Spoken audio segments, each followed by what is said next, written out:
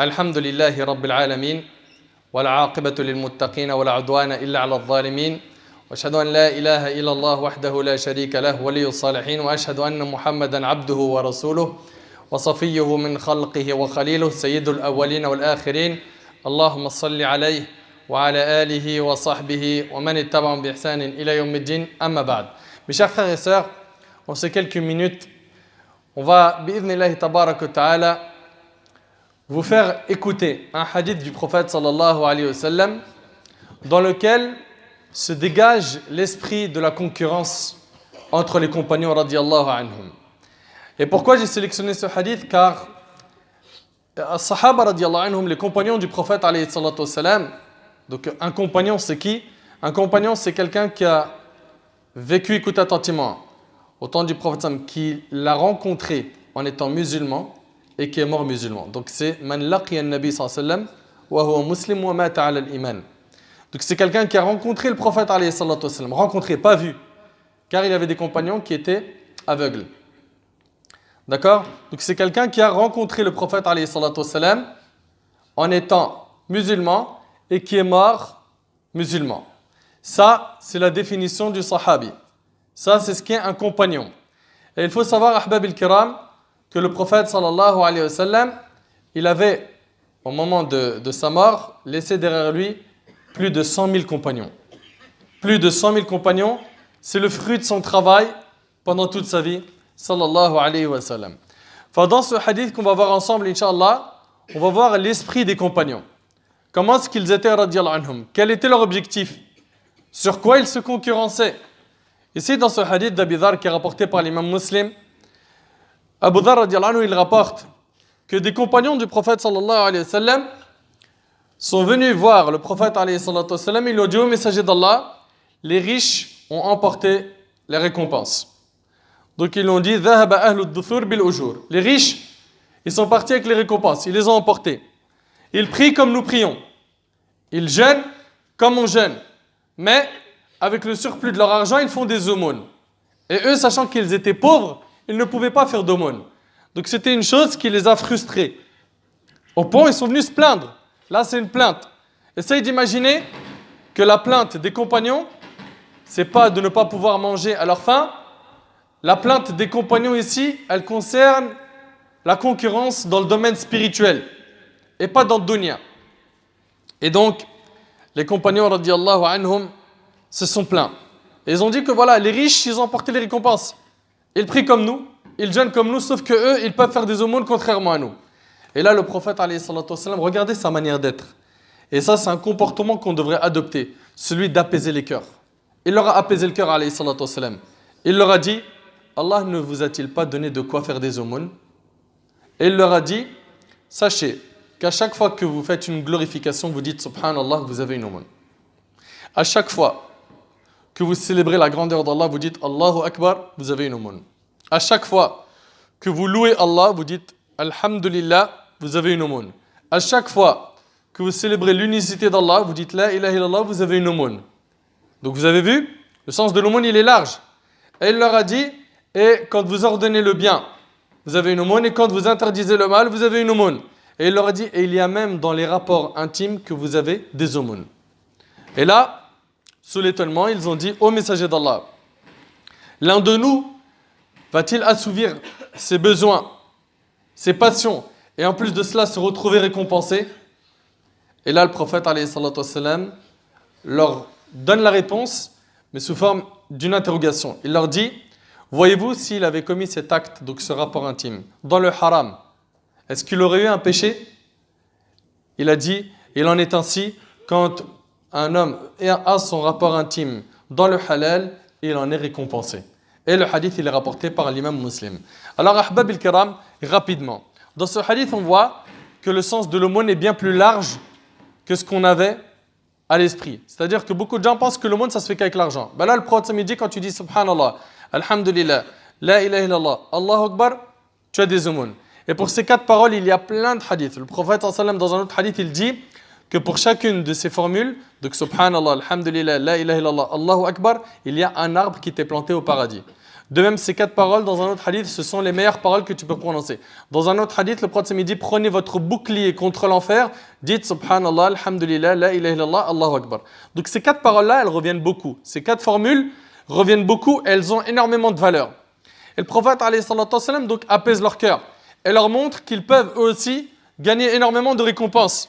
Et il leur dit par la suite, donc que le fait d'ordonner le convenable, c'est une aumône, interdire le blâmable, c'est une aumône, et même d'avoir des rapports intimes, c'est une aumône. Pour ce qui est d'ordonner le convenable et interdire le blâmable, il faut savoir que ça fait partie des piliers de notre religion. Ça fait partie des piliers de notre religion et il faut impérativement que chaque musulman et chaque musulmane, lorsqu'il voit quelque chose de blâmable, qu'il le blâme avec sagesse, avec les règles de l'amr bil ma'ruf et nahy anil munkar. Quand il voit quelque chose de convenable, il y appelle pareil avec hikmah, avec sagesse. Et Allah tabaraka ta'ala dit, vous êtes la meilleure communauté qu'on ait fait surgir aux hommes. Par quoi? Vous ordonnez le convenable et vous interdisez le blâmable. Donc c'est par le fait d'ordonner le convenable et interdire le blâmable qu'on est la meilleure communauté. D'accord? Donc c'est un principe fondamental dans notre religion. C'est quelque chose malheureusement qui se perd de jour en jour. Les gens aujourd'hui ont honte d'ordonner le convenable. Ils ont honte, ils disent si je le fais, peut-être qu'on va me dire ouais mais maintenant tu te prends pour un cher, moi toi t'es qui? T'es pas mieux que moi, regarde-toi dans le miroir, etc. Ce n'est pas parce que mon frère ou toi ma soeur qu'on est des pécheurs et qu'on a des manquements qu'on va se retrouver à délaisser ce principe fondamental. On est tous dans le même bateau, dans le bateau des pécheurs, d'accord? Mais il y a pécheurs et pécheurs et continuons à essayer d'amener les gens vers le bien, même si nous-mêmes on reconnaît qu'on a énormément de lacunes et qu'on n'est pas à la hauteur. Ahbab al-Kiram, dans ce hadith, on voit quoi? On voit que le prophète, alayhi salatu wassalam, il reçoit des compagnons pour se plaindre. Ces compagnons-là sont venus se plaindre. Ils sont venus lui dire, nous on ne peut pas faire des aumônes comme eux. Et le croyant, il doit être comme ça, toujours dans la concurrence loyale, bénéfique. Et les vraies concurrences, celles qui sont louables, celles qui sont agréées, appréciées auprès d'Allah, c'est celles où le serviteur cherche tout pour gagner le paradis. Donc une concurrence dans le bien, il n'y a pas de souci. Mais une concurrence dans autre chose que cela, réfléchis. Réfléchis, la vie elle est courte. Il y a des gens parmi nous, tabarakallah, ils vont rencontrer Allah avec des tonnes de hasanat et peu de péchés. Pourquoi? Ils ont su que sur terre, cet endroit, ce lieu de passage, il fallait être clairvoyant. Il fallait optimiser son temps. Il fallait avoir des objectifs clairs. Mais malheureusement, il y en a d'autres, leur passage sur terre, c'était un gâchis. Un grand gâchis. Son capital, la chose qu'il a de plus cher, son temps, il l'a découpé en miettes. C'est pour ça que chaque temps que tu as, pendant que tu es en vie, profite pour te rapprocher de ton Seigneur. Chaque jour, tu dois chercher à évoluer. Chaque jour, tu dois réfléchir à comment faire pour atteindre la satisfaction d'Allah. Chaque jour, ça doit être un nouveau challenge. Chaque jour, c'est des nouveaux défis. Chaque jour, je dois évoluer. Je dois apprendre. Je dois lire. Je dois me documenter. Je dois étudier. Pourquoi? Pour que je puisse guérir les maux qui m'ont envahi. Parce qu'il faut savoir une chose, c'est que ce qui a fait aujourd'hui qu'on est tombé dans beaucoup de péchés et dans le suivi des passions aveugles de manière bête, c'est qu'on n'est pas des gens qui connaissent réellement Allah. Plus on va connaître Allah, plus on va avoir de la pudeur, de la honte de lui désobéir. C'est pour cela, Ahbab al-Kiram, la concurrence, s'il doit y en avoir, ça doit être dans le bien. Regarde un peu ceux qui apprennent le Coran et qui en apprennent beaucoup, et qui lisent beaucoup, et qui font beaucoup d'aumônes, et qui prient tout le temps à la mosquée, et qui prient du surrogatoire, et qui s'investissent dans l'humanitaire ou dans le social, et qui s'investissent dans la Ummah, etc. Ces gens-là, tu dois les envier. Ces gens-là, tu dois tout faire pour souhaiter être comme eux. Comme les compagnons. Ils sont partis se plaindre au prophète de quoi? Il faut savoir qu'à l'époque, il y avait énormément de pauvreté. Ils ne sont pas venus lui dire « Ya Rasulallah, on mange mal ». Ils sont venus lui dire « Les riches, ils font des aumônes, nous on ne peut pas en faire. Ils prient comme nous. Ils jeûnent comme nous, mais sauf que eux, ils ont un plus. Ils adorent Allah par quelque chose que nous, on ne peut pas. On ne peut pas avancer. Pourquoi? Parce qu'on n'a pas d'argent. On est pauvre. Le prophète les console. Il les console. Et donc, dans ce hadith-là, on y voit l'esprit des compagnons. La concurrence dans le bien. L'objectif. L'objectif chez eux, il était grand et noble. C'était le paradis. Ce n'était pas d'avoir un appart, se marier, avoir une grosse voiture et toucher 2000, 3000 euros par mois et puis c'est bon. Non. Les Sahaba, radiyallahu anhum, leur objectif était vraiment noble. Soit de cela, retrousse tes manches et travaille pour que tu puisses obtenir Yawm al-Qiyamah le succès, ton livre dans la main droite. Et rentre dans les compétitions, mais attention, en étant sincère. En étant sincère. Jamais pour s'acheter une image auprès des gens.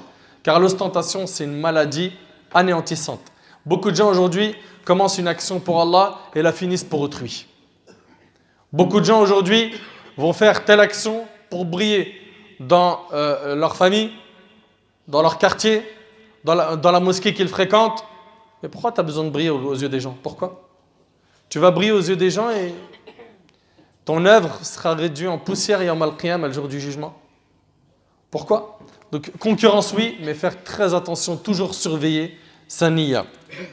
Le prophète alayhi sallam donc nous parle de at-tasbih, subhanallah, alhamdulillah, la ilaha illallah, Allah akbar, tout ça c'est des aumônes. Il nous dit alayhi sallam, coordonner le convenable et interdire le blâmable, ça fait partie aussi des choses qui ramènent des hasanat, des aumônes.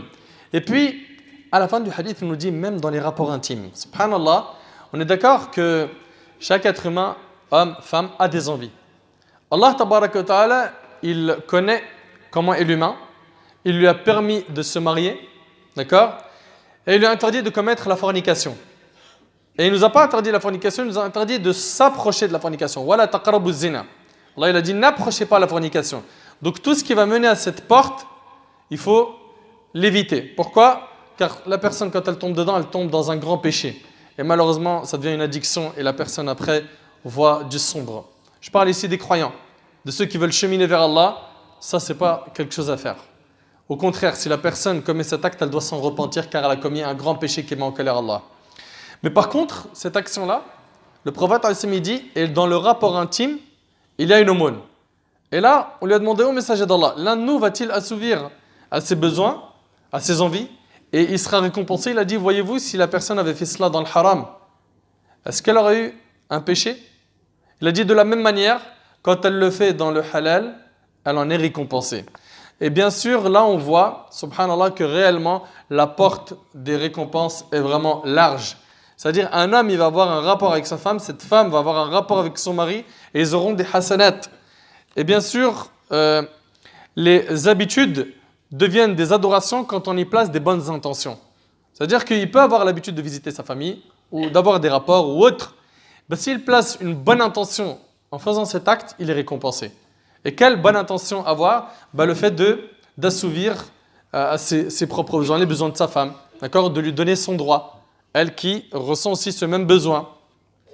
En plaçant cette intention, il obtient des récompenses. Hein? Ou bien il aurait l'intention d'avoir des enfants, de se protéger du haram. Toutes ces intentions font qu'en ayant un rapport intime avec son épouse, il est récompensé par Allah subhanahu wa ta'ala. Donc on voit bien ici que dans notre religion, la porte des récompenses elle est immense. Et il y a beaucoup plus de choses permises que de choses interdites. Et dans la tête des gens, certains pensent que l'islam c'est un ensemble d'interdits, que tout est haram. Non. Alhamdulillah, la règle d'ailleurs, dans le dunya, c'est que les choses sont autorisées jusqu'à preuve du contraire. Dans le din, dans l'ibada, c'est l'inverse. Tu ne fais pas une adoration sans savoir où est-ce que tu mets tes pieds, est-ce qu'il y a des preuves du Coran et de la Sunna à ce sujet ou non. Donc, Ahbab el-Kiram, les compagnons, ils avaient donc cet esprit de concurrence. Et à la fin, les compagnons, dans un autre hadith rapporté par Muslim, ils sont revenus voir le prophète alayhi salatu wassalam. Et ils lui ont dit, écoutez bien ce qu'ils lui ont dit. Ils lui ont dit une chose qui est super simple. Ils lui ont dit au messager d'Allah, les riches ont entendu ce que tu nous as dit. Et ils se sont mis à dire tout ce que tu nous as enseigné. De dire subhanallah, alhamdulillah, la ilaha illallah, akbar, etc. Et donc finalement, nous qui avons un avantage par rapport à eux, sachant qu'ils faisaient des aumônes, maintenant on se retrouve, on ne sait plus quoi faire pour les rivaliser avec eux dans la récompense. Ils ont entendu ce que tu nous as dit et maintenant ils le mettent en pratique. Et là il a dit, telle est la faveur d'Allah, il l'accorde à qui il veut. Telle est la faveur d'Allah, il l'accorde à qui il veut. Aujourd'hui, je pose une question qui est très simple. Combien d'entre nous vont aller voir un imam ou un cheikh, d'accord, ou une personne qui est versée dans la religion, pour lui dire que j'aimerais faire comme un tel, mais j'ai du mal. Ça me ronge intérieurement, j'aimerais trop soigner mon âme et faire des bonnes actions comme un tel ou comme une telle. Qui parmi nous ressent le besoin de rentrer dans ces concurrences et ces compétitions de faire al-khayr, de faire des bonnes actions? Regardez, subhanallah, quand on se concurrence aujourd'hui, on parle de quoi? Que de dunya. Que de dunya, argent, business, voyage, frime, ça parle que de ça. De la vanité, de l'orgueil. Regardez les compagnons, radiyallahu anhum, ceux qu'Allah a agréés dans le Coran. Allah tabaraka wa ta'ala, il est satisfait d'eux. Eux, leur grand souci, c'était dans l'au-delà. Est-ce qu'on aura les plus hauts degrés au paradis ou pas? Qu'Allah tabaraka wa ta'ala nous fasse vivre avec l'esprit des compagnons, radiyallahu anhum, qu'Allah subhanahu wa ta'ala il améliore notre situation, qu'Allah azza wa jal fasse que l'esprit de concurrence règne entre nous et qu'on soit très soucieux de l'au-delà et moins soucieux pour ce bas monde. Ce bas monde, pourquoi tu es soucieux? Le prophète alayhi salatu wassalam, dans le hadith rapporté par Ahmed, il a dit, si vous vous en remettiez à Allah comme il le faut véritablement, Allah vous accorderait votre subsistance comme il l'accorde aux oiseaux. Ils partent le matin le ventre vide et ils rentrent le soir le ventre plein. L'oiseau, il a quoi comme diplôme pour sortir et manger tous les jours? Il n'a pas de diplôme, il a une seule chose, il a confiance en Allah. Donc toi qui cours derrière l'argent comme un malade ou derrière un poste, fais les causes pour obtenir ce poste ou obtenir ce salaire que tu vises, mais ne cours pas derrière la dunya. Cours vers l'au-delà. Cours vers l'au-delà. Et dans la dunya, marche tranquille, sereinement. Fais tes projets ici, mais en ayant uniquement les pieds sur terre, les yeux toujours fixés sur l'au-delà. Qu'Allah Azza wa Jalla améliore notre situation. As'Allah subhanahu wa ta'ala an yanfa'ani bima qultu wa an yanfa'akum bima sami'tum.